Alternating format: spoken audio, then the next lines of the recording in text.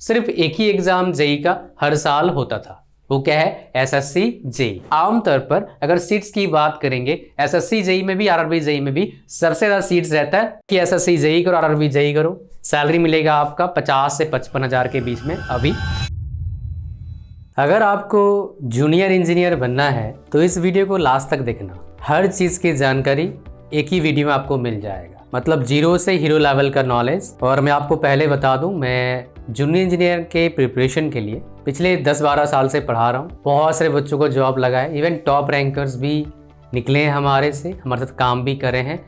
जो नोटेड है 15 रैंक सबसे अच्छा रैंक आया था जो हमारे साथ जुड़े हुए हैं एसएससी जेई में। आरआरबी जेई में तो रैंक वाइज से कुछ आता नहीं, मेरिट लिस्ट बनता है तो उसका मैं बता नहीं सकता, बट बहुत से लोगों को नौकरी लगा है। तो आज हम बात करने वाले हैं जूनियर इंजीनियर बनने का तरीका, डिफरेंट एग्जाम्स के बारे में बात करेंगे, सब कुछ डिटेल में बताऊंगा A to Z। तो वीडियो को लाइक कर देना और चैनल पर नए हो सब्सक्राइब करना। सबसे पहले बात करते हैं, ये जूनियर इंजीनियर में एलिजिबल कौन होता है भाई, कौन पेपर दे सकता है। तो मेजोरिटी जगह पर क्या होता है, बीटेक वाला एलिजिबल रहता है, खास करके जो हमारा सेंट्रल लेवल का जॉब्स होता है, SSC JE and RRB JE. लेकिन अगर स्टेट लेवल की बात करूंगा, वहां पर काफ़ी जगह मैंने देखा है खाली डिप्लोमा वाले एलिजिबल होते हैं, बीटेक वाले एलिजिबल नहीं होते हैं।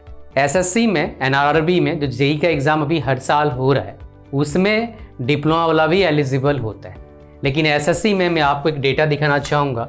मेरे वीडियोस देखने का फ़ायदा आपको क्या मिलेगा, पूरा इन डेप्थ जानकारी जो बेसिकली आपके लिए बहुत इंपॉर्टेंट रहता है। तो यहाँ पर देखोगे, फॉर एग्जांपल ये जेई में देखोगे काफ़ी जगह पर क्या है, बीटेक वाला एलिजिबल है प्लस डिप्लोमा वाला एलिजिबल है। लेकिन कुछ जगह पर देखेंगे, for example border road organisation BRO में बीटेक एलिजिबल है, उसका कोई एक्सपीरियंस का रिक्वायरमेंट नहीं है, लेकिन डिप्लोमा वालों के लिए 2 साल का एक्सपीरियंस चाहिए होता है एसएससी जेई में। ये इन डिटेल जानकारी हुआ आपका। एज लिमिट 30 साल है आपका एसएससी जेई में, और उसका आरआरबी जेई में कितना एज लिमिट रहता है आपका, 33 ईयर्स जनरल वालों के लिए।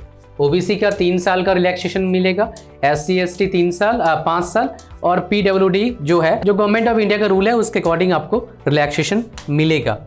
अगर वहीं बात करूं मैं स्टेट जेई में, बताया मेजोरिटी जगह पर खाली डिप्लोमा वाला एलिजिबल होता है। एक कुछ स्टेट्स में फ़ायदा क्या मिलता है, सब में नहीं, कुछ स्टेट्स में, आपके स्टेट में होगा नहीं होगा आप पर है, बड़े धीरे धीरे चेंज हो रहा है। वो क्या है, मिनिमम मार्क्स का क्राइटेरिया नहीं रहता है। सेंट्रल गवर्नमेंट में क्या मिनिमम मार्क्स का क्राइटेरिया है, 40% जनरल का, फिर 35, फिर 30, ऐसे 25 ऐसे रहता है आपका।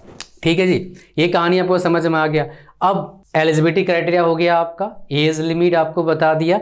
अब आते हैं कौन कौन से एग्जाम्स होते हैं। देखिए, अभी तक 2024 तक सिर्फ एक ही एग्जाम जेई का हर साल होता था, वो क्या है, एसएससी जेई। अब की बार से क्या हुआ है, आरआरबी जेई भी हर साल होगा। स्टेट लेवल का एग्जाम हर साल 3 साल 4 साल में भी कम चांस है होने का, 2-4 साल कुछ स्टेट्स में होता है जेई एई का वैकेंसी। यूपी में निकलता है आमतौर पर, देखा मैंने, कभी कभी बिहार का निकल जाता है आमतौर पर, लेकिन 5-6 साल लगता है स्टेट का जेई निकालने में। कुछ स्टेट्स में 7-8 साल में एक बार आता है। मैं जो इंफॉर्मेशन दे रहा हूँ कोई डिमोटिवेट करने के लिए नहीं दे रहा हूँ आपको, मैं जो सच है वो बता रहा हूँ। ये सच्चाई इंफॉर्मेशन चाहिए, हमारा चैनल को सब्सक्राइब करना। प्रिपरेशन भी अच्छे से करवाते हैं और बहुत अफोर्डेबल प्राइस में भी करवाते हैं आपका प्रिपरेशन। अब आते हैं सर, प्रिपरेशन की बात करते हैं। हर जेई एग्जाम का पैटर्न जो है थोड़ा थोड़ा अलग होता है। जैसे एग्जाम्पल आपको दिखाता हूँ, एसएससी जेई में जो आप देखेंगे, ये आपका एसएससी जेई का एग्जाम पैटर्न है। मैक्सिमम एग्जाम्स में क्या होता है आपका, 2 बेसिकली क्या होते हैं, इनके पार्ट होते हैं, CVT 1 and CVT 2। JE exam में आमतौर पर इंटरव्यू नहीं होता है। एसएससी जेई में अभी दोनों एग्जाम क्या हो गया है, ऑब्जेक्टिव हो गया है। 3-4 साल पहले एसएससी जेई का CVT 2 जो अभी हो रहा है वो क्या था, रिटेन था, जैसे यूपीएससी का होता है अभी भी। तो यहाँ पर आप देखेंगे पेपर 1 में 2 ही पार्ट आता है। एक पार्ट में क्या आता है, रीजनिंग और जनरल अवेयरनेस, कितने नंबर का आएगा, 100 नंबर का आएगा। दूसरे पार्ट में क्या होता है, टेक्निकल होता है, जिस ब्रांच से आप बिलोंग करते हैं वो भी आता है 100 नंबर में। अगर हम बात करेंगे आपका CV2 क्या होता है, उसमें टेक्निकल ही आता है। 100 क्वेश्चन रहता है, 300 नंबर का और 2 घंटे का टाइम मिलता है आपका। अगर मैं सिलेबस की बात करूंगा, टेक्निकल सिलेबस RRB जेई का, SSC जेई का लगभग सेम होता है। SSC जेई में एलिजिबल कौन है, कौन कौन से ब्रांच एलिजिबल हैं? Electrical, mechanical, civil. कुछ पोस्ट में ऑटोमोबाइल रहता है, बाकी ब्रांचेस एलिजिबल नहीं है। RRB जेई में लगभग सारे ब्रांचेस एलिजिबल है। सबसे ज्यादा सीट्स किस में रहता है, SSC जेई में और RRB जेई में? आमतौर पर अगर सीट्स की बात करेंगे, SSC जेई में भी RRB जेई में भी सबसे ज्यादा सीट्स रहता है सिविल का। ऐसे देखोगे SSC जेई में तो 80% सीट्स लगभग हमेशा सिविल का ही रहता है। RRB जेई में 100 में से 30-40% सिविल का रहता है। इलेक्ट्रिकल मैकेनिकल का 30% 40% रहता है, बाकी 20% मिक्स रहता है। इलेक्ट्रिकल, उसके बाद इलेक्ट्रॉनिक्स, CSC, इनका मिक्स रहता है। आगे हम बात करते हैं, थोड़ा सिलेबस आपको दिखा देता हूं मैं। सिलेबस आप देखेंगे, जैसे जो टेक्निकल सिलेबस भी दिखाऊंगा। फॉर एग्जांपल आपका ये इलेक्ट्रिकल का सिलेबस है, देख लीजिए यहां पर, ये इलेक्ट्रिकल का सिलेबस है। जो इलेक्ट्रिकल प्रिपरेशन कर रहे हैं, मैकेनिकल का प्रिपरेशन कर रहे हैं, आपके लिए बहुत अच्छा न्यूज़ है।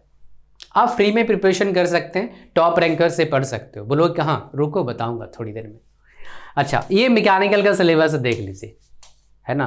बस देखते जाइए, ज़्यादा देखने का जरूरत नहीं है, इतना काफ़ी है अभी जो नॉलेज चाहिए आपको उसके हिसाब से। फिर हमारे पास और एक सिविल का सिलेबस आपको दिखा देता हूँ मैं। सो ये हमारे पास जो है, ये सिविल का सिलेबस आपका आने वाला है, ये सिविल का सिलेबस है। पेपर 2 का सिलेबस, पेपर 1 का सिलेबस लगभग सेम रहता है, तो आपको सिलेबस तो पूरा कंप्लीट करना होगा, तभी बात बनेगा। ये हो गया आपका SSC जेईई कहानी। मैं आपको और एक कहानी दिखाता हूँ, वो है RRB जेईई कहानी, अगर मेरे को मिलता है यहाँ पर। RRB जेईई में क्या होता है, 2 पार्ट में होता है। जैसे SSC जेईई में क्या होता है, दोनों पार्ट में टेक्निकल था, RRB जेईई में ऐसा नहीं है।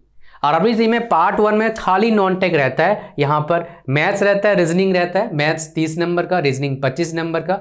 जनरल साइंस 9-10 क्लास से मेजोरिटी क्वेश्चन आता है, वो रहता है 30 नंबर का। फिर जनरल अवेयरनेस रहता है 15 नंबर का। 100 क्वेश्चन 90 मिनट्स में करना होता है। ऑब्जेक्टिव होता है, 1/3 नेगेटिव मार्किंग होता है आपका RRB जेईई में। SSC जेईई में क्या होता है, 1/4 नेगेटिव मार्किंग अभी तक रह रहा है।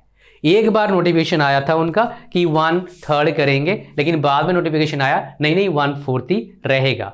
RRB जेईई में जब से मैं प्रिपरेशन करवा रहा हूं तब से ही देख रहा हूं 1/3 नेगेटिव मार्किंग है। क्वेश्चन के लेवल की बात करूंगा, बहुत ज्यादा फर्क नहीं है, लेकिन SSC जेईई के क्वेश्चन का लेवल कभी कभी थोड़ा सा ऊपर का आएगा, बट लगभग सेम है। अगर हम CV2 की बात करूंगा मैं, SSC जेईई का, RRB जेईई का, इसमें क्या रहता है आपका, इसमें टेक्निकल आता है 100 नंबर का।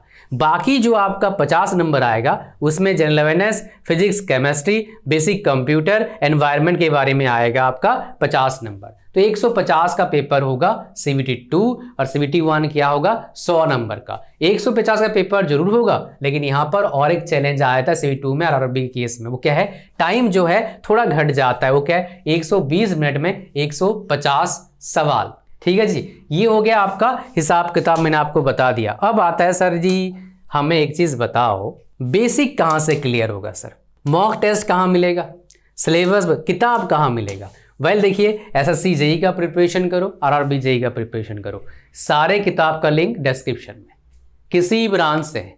अगर मैं कभी भूल जाऊं डालने के लिए डिस्क्रिप्शन में लिंक, नीचे कमेंट करना, डाल दूंगा, भर भर के कमेंट कर देना कि डाला नहीं डाल दूंगा मैं। ठीक है जी। अब आते हैं कोचिंग। सर कोचिंग कहाँ से लें? बहुत कोचिंग है, सबसे बढ़िया है अगर आपको जेईई बनना है, कॉलेज में पढ़ते पढ़ते प्रिपरेशन करो। मेजोरिटी बच्चे आप में से कहाँ फंसेंगे, नॉन टेक में फंसेंगे। तो इसीलिए मैंने एक चीज आपके लॉन्च किया है, खाली जेईई नहीं, काफी जगह पर काम आ जाएगा, उसमें सारा कवर है नॉन टेक का पोर्शन। टेक में तो फ्री वाला आपको बताऊंगा, इलेक्ट्रिकल का, मैकेनिकल का। नॉन टेक वाला पोर्शन, नॉन टेक मतलब क्या हो गया आपका, ये जनरल अवेयरनेस हो गया, रीजनिंग हो गया, जनरल साइंस, इस सब में। और इन बच्चों के लिए मैंने एक ही प्रोग्राम लॉन्च किया हुआ है, PSU जेईई सब में काम आएगा, वो है आपका ये program, this one, PSU JEE and others non technical. इसमें सारा है, इंग्लिश है, रीजनिंग है, जनरल है, basic computer, environment, GK notes. तो यहाँ पर क्या वीडियो कोर्स भी है, जिसमें चाहिए रीजनिंग में वीडियो कोर्स चाहिए, मैथ्स में वीडियो कोर्स चाहिए, जनरल साइंस में वीडियो कोर्स चाहिए, वो है। GK में, जनरल अवेयरनेस में क्या चाहिए, PDF, वो है। जनरल साइंस में PDF नोट्स चाहिए हिंदी इंग्लिश में, वो भी है। जीके में भी हिंदी इंग्लिश नोट्स वो भी है, इंग्लिश वाला मॉक टेस्ट चाहिए वो है, इसके बाद बेसिक कंप्यूटर एनवायरनमेंट का मॉक टेस्ट चाहिए वो भी है। सब कुछ वीडियो कोर्स मॉक टेस्ट एक ही जगह पर 1 साल वैलिडिटी के साथ, और इसका लिंक कहाँ पर है? डिस्क्रिप्शन में। इसको मिस मत करना अगर आपको पीएसयू और जेई बनना है, ठीक है जी। और इसका प्राइस कितना है? 70% ऑफ पे चल रहा है, only 599 rupees. Quality content, quality mock test एक ही साथ, एक ही सब्सक्रिप्शन के साथ, बहुत ही अफोर्डेबल प्राइस में। मार्केट में कोई कोचिंग इंस्टीट्यूट्स ऐसे प्लेटफॉर्म ये क्वालिटी मेंटेन ही नहीं कर सकती इस प्राइस में। हम कैसे कर पा रहे हैं? बिकॉज हमने फंडिंग उठा नहीं रखा है, प्लस हम बहुत कॉस्ट इफेक्टिव काम करते हैं ताकि मेजॉरिटी बच्चे हमारे प्रोडक्ट्स, हमारे कोर्सेज को अफोर्ड कर पाएँ और जेई बन पाएँ और पीएसयू में जॉब ले पाएँ। Best of luck. Link description में है, जल्दी ज्वाइन करना और प्रिपरेशन चालू करना। अच्छा, फ्री कोर्सेज सर बताओ, फ्री कोर्सेज बेसिक क्यों जरूरी है जानना, इसके पीछे रीजन क्या है? बिना बेसिक के क्वेश्चन सॉल्व मत करना। और 3 स्टेप्स फॉर्मूला आपको बताऊंगा। तो कोर्सेज आपको फ्री कहाँ मिलेगा? गूगल पर जाना, सर्च करना, हमारा यहाँ पर मॉक टेस्ट और कोर्स मिलेगा पेड वाला। टेक्निकल कोर्स यहाँ मिलेगा, टॉप टेस्ट यूट्यूब चैनल पर जाना, प्लेलिस्ट पर जाना, पूरा कोर्सेज अवेलेबल है, पूरा कोर्सेज इलेक्ट्रिकल का, मैकेनिकल का पूरा कोर्स अवेलेबल है फ्री में। मौज मारो जाके, पैसा नहीं लगेगा इसका, ठीक है जी। अच्छा, नेक्स्ट हमारे पास आता है सर 3 स्टेप्स फॉर्मूला क्या है बताओ प्रिपरेशन का। ये गोल्डन रूल है, मैं एक टॉपर स्ट्रेटेजी बताऊंगा बिकॉज मेरे वीडियोस का आप लास्ट तक देखते हैं, इसीलिए 3 स्टेप फॉर्मूला क्या है मैं आपको बता देता हूँ। आ जाइए यहाँ पर। 3 स्टेप्स फॉर्मूला में सबसे पहला हमारा आता है क्या? बेसिक पढ़ना है, जिसके लिए मैं आपको फ्री कोर्स भी दे रहा हूँ, पेड कोर्स भी दे रहा हूँ। दूसरा स्टेप क्या है? प्रीवियस ईयर क्वेश्चन सॉल्व करना, और इसी में बेसिक पढ़ते पढ़ते नोट्स जरूर बनाना है, क्योंकि इंसान भूल जाता है। तो आपको प्रैक्टिस कर, प्रीवियस क्वेश्चन सॉल्व करना है। कितना करना है? उसी टॉपिक का 20 से 30 कम से कम सॉल्व करिए, यही कोई नहीं बताता कितना सॉल्व करना है। तीसरा चीज़ आपको क्या करना है? मॉक टेस्ट देना है, ये चीज़ हमारे पास है, और इसी को रिपीट करते रहना है। और 2 मेरे से ले लो सुपर स्ट्रैटेजी, आपको एग्जाम क्रैक करना है। डेली 50 क्वेश्चन सॉल्व करना है, अगर lengthy question maths reasoning solve कर रहे हैं। जनरल साइंस जी कर रहे हो, डेली 70 से 80 क्वेश्चन सॉल्व करना है, अगर एग्जाम क्रैक करना चाहते हो भैया। कंपटीशन अभी लेवल इसी लेवल का है। दूसरा क्या करना है आपको? जिस एग्जाम का प्रिपरेशन कर रहे हैं वो एग्जाम देने से पहले कम से कम 40 से 50 फुल लेंथ मॉक टेस्ट देना है, डायरेक्टली नहीं। ये सब करने के बाद एग्जाम क्रैक होने का चांसेस 200 गुना बढ़ जाएगा, 200 गुना परसेंटेज बढ़ जाएगा, ठीक है जी। अच्छा, ये 3 स्टेप फॉर्मूला है भाई, इसको अप्लाई कर लेना। नेक्स्ट हम बात करते हैं सैलरी कितना मिलेगा सर बताओ। वेल देखिए, एसएससी जेई करो, आरआरबी जेई करो, सैलरी मिलेगा आपका 50 से 55 हज़ार के बीच में। अभी 8th पे कमीशन आने के बाद या 70 प्लस हो जाना चाहिए मेरे हिसाब से। अभी 50-55 के बीच में मिलता है स्टार्टिंग सैलरी आपका। अगर हम बात करेंगे स्टेट जेई में, स्टेज में कम सैलरी मिलेगा, 30 हज़ार के आसपास, 40 हज़ार के आस बीच में मिलेगा। 30-40 के बीच में मिलता है अगर स्टेट अपना पे स्केल को फॉलो करती है। अगर सेंट्रल पे स्केल फॉलो करती है तो 50-55 के बीच में मिलेगा। प्रमोशन की बात करूंगा तो हर जगह का प्रमोशन अलग है। मैंने कुछ जगह के प्रमोशन लिख रखे हैं, 2 ही जगह का हालांकि, एक एसएससी जेई का और एक आरआरबी जेई का। ये प्रमोशन में बीच बीच में ईयर्स लगता है, कितना ईयर्स कुछ फिक्स रहता नहीं है, डिपेंड करता है इन जनरल कितना वैकेंसी है, लोग हैं या नहीं है। बट इन जनरल 5-7 साल का गैप रहता है हमेशा लगभग, कभी कि 3-4 साल में मिल जाता है, जैसे रेलवे में पीछे हुआ था।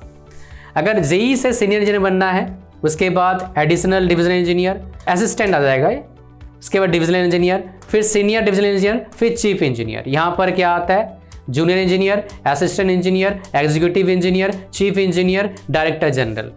डायरेक्टर जनरल सारे नहीं बनते हैं, चीफ इंजीनियर सारे नहीं बनते हैं, है ना। ये भाई उसके बाद आगे फिर बहुत कुछ वहाँ पर बनना पड़ता है, फिर बनते हैं, बहुत सारे फैक्टर्स पर डिपेंड करता है। आप डायरेक्टर जनरल बनेंगे, चीफ इंजीनियर बनेंगे नहीं बनेंगे, एक्सपीरियंस मैटर करता है, कितने लोग अवेलेबल हैं, कौन कौन एलिजिबल है, बहुत कुछ डिपेंड करता है। बट यहाँ तक executive engineer and senior divisional engineer यहाँ तक बन जाते हैं, ठीक है जी। कहानी आपको समझ में आ रहा है क्या बोल रहा हूँ मैं? यहाँ तक क्लियरिटी मिल गया आपको। तो ये था बेसिकली आपका जूनियर इंजीनियर कैसे बने। आपने दूसरे वीडियो देखे नहीं देखे, बट ये वीडियो देख लिया, दूसरे वीडियो देखने का जरूरत नहीं है। जूनियर इंजीनियरिंग का प्रिपरेशन करना है, पीएसयू का प्रिपरेशन करना है, कॉलेज में रहते रहते प्रिपरेशन करो। और उसके लिए नॉन टेक्निकल पोर्शन में आप फंसेंगे, और उसका लिंक कहाँ पर? इस वीडियो के डिस्क्रिप्शन में, और सारे किताब का लिंक भी कहाँ मिल जाएगा? डिस्क्रिप्शन मिल जाएगा, ठीक है जी। मिलते हैं नेक्स्ट वीडियो में जॉब्स के अपडेट्स के लिए। हमारे टेलीग्राम चैनल, हमारे अरताई चैनल, हमारे व्हाट्सएप चैनल, सबका लिंक डिस्क्रिप्शन में। ज्वाइन कर लो, नोटिफिकेशन वहीं पर मिलेगा आपको। और चैनल को सब्सक्राइब करना, नोटिफिकेशन बटन है उसको भी प्रेस कर देना, बेल का आइकन मतलब। Thank you very much, God bless you all, bye bye.